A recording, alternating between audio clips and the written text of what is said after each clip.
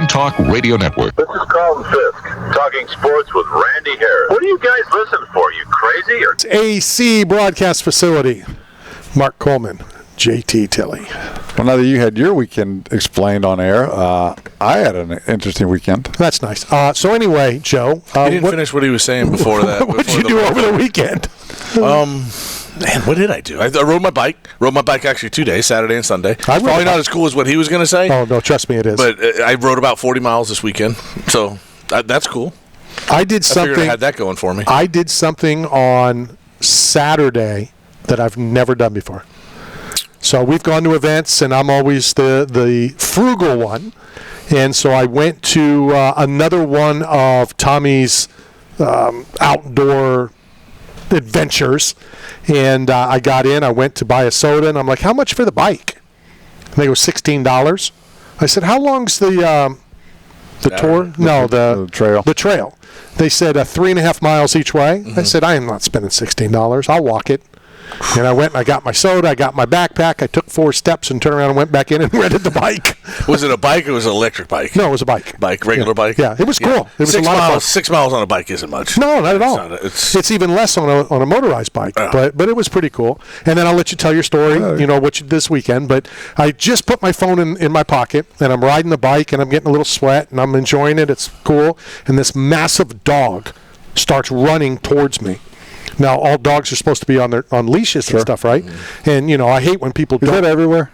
Is that zoned individually? Because you can have, I'm sure dogs are allowed off leashes in certain areas of the country. Dog parks. Yeah, dog parks. Yeah. They got beaches I know aimed towards dogs, too. For sure. But I think that's more considered a park as well. This is people are walking on a trail. You shouldn't have a dog, right? Listen, you shouldn't have an electric bike on a trail. No, I agree. I agree. So I see the dog. They're always 900 pounds. Running towards me. I kind of looked down. Honestly, I did freak out a little because this dog's running towards me. I looked back up. It was a deer.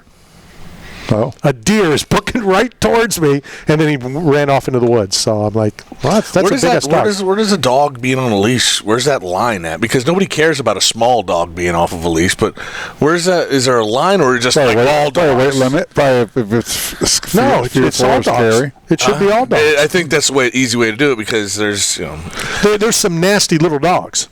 Yeah, but they're not doing no damage. No, yeah. I get that. But a big dog can jump up and knock you over, and you fall, break your hip. As you age, bone density issues. So what did you do this weekend, Matt? Well, I did a little bit of knockout radio work. I'm always working. I don't really take time off. I just keep doing the same thing all the time. Mm-hmm. So I went to Orlando. My niece was in town from Indiana.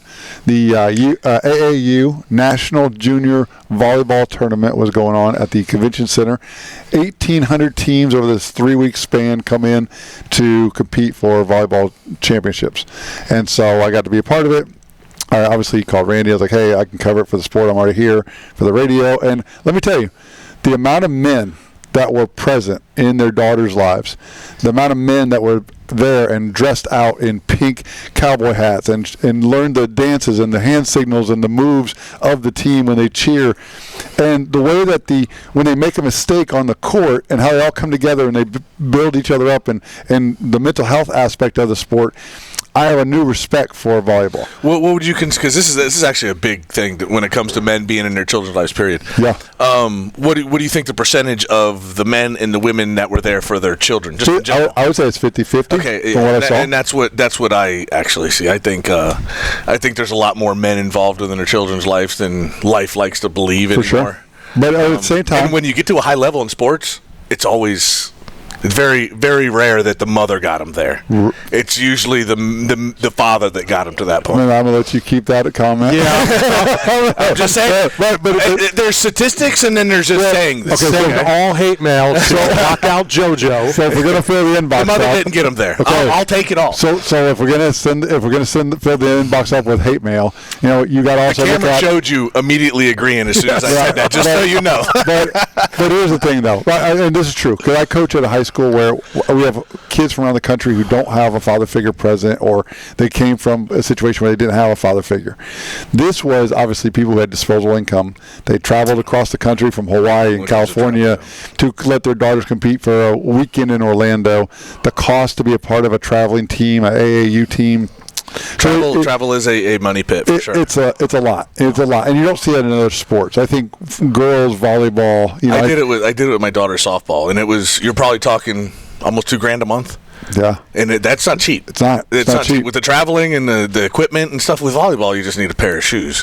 You know what I mean? Sure. Softball, and I would think hockey's the same way. You always need equipment. Of course. Bats, gloves. That's it. New cleats. That's why from Brazil, like all you need is a ball and you can play soccer because it's one communal ball and everybody can afford it. Mm-hmm. You know, so I think it's you see a lot more of that family unit there. A lot of them are from the Midwest, so you know, family values, core America roots of family structure. You know, so I think it's different in each sport, but I was shocked at how many men were present and actually active and present and coaching and cheering and dressing out to show support, because so many people lack confidence to just be themselves. I had a green acrylic painted nail that my daughter's glued on my fingers, and most fathers, I think, would be like, "Oh, I can't go out like that." I just did a tea party yesterday, dude. Right on. and he had no children there. But that's the thing. Randy never let his daughter dress him up. Like she's got a huge wedding coming up. Why in November. would she need to dress him up when he dresses up himself? But like his granddaughter's probably gonna get the benefit of painting his nails and doing his makeup and skincare. But those things, like because of the ego and the status, a lot of men don't have those experiences with their daughters when it's so pure. And it's so great. And if you're a single father, you know how much play that brings your way? Yeah. All you got to do is post it. I can't post anything on my account right now because I'm married. But if you could send out a couple. Listen, she's got plenty of Brazilian friends, right?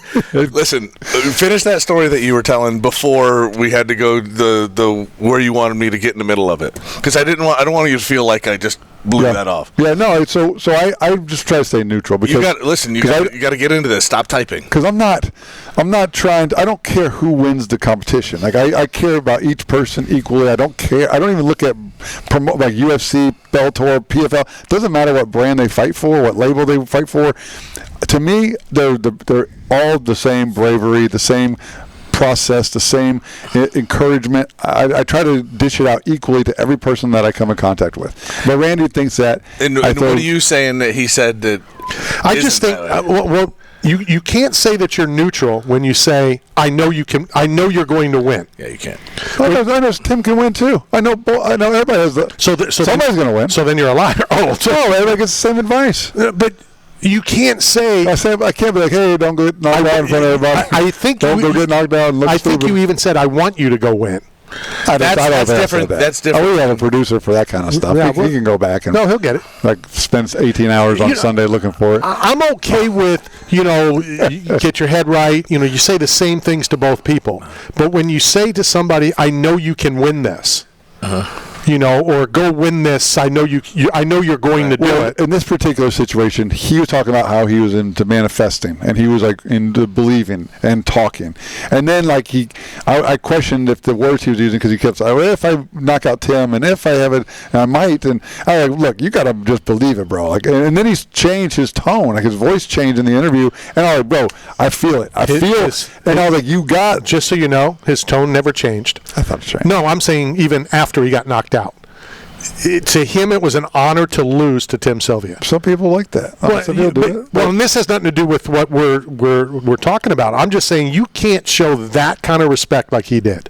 Show respect. We've talked about how MMA and Conor and how he's changed it for the bad. Right. It's supposed to. Did you? I did. You just said you think Conor McGregor changed MMA for the bad. Yeah, he wouldn't even go to the press conference that Conor's there. Listen, that is the most. You're acting like I haven't said that to you on the phone. No. You think Conor McGregor has been bad for the sport? To me, he has. What? Just like I don't like the antics, and I like Nick and Nate. I don't like all that stuff. And Matt, you and I have talked about the sportsmanship of the old UFC. And do you believe in fighters should be getting paid what they're getting paid right now? What does that have to do with because he's the reason that they're there. Let's not get that twisted. Let's make sure we say that he's the reason that fighters are getting paid what they're being paid right now. Who? Now, tell me how he's been bad for the sport. Conor McGregor. Who is getting paid the way they deserve to be because of Conor McGregor? All of them. Everybody. Everybody's getting paid more because of Conor McGregor. I would say the minimum up to the elites. I'm going to say you're wrong. No. How am I wrong?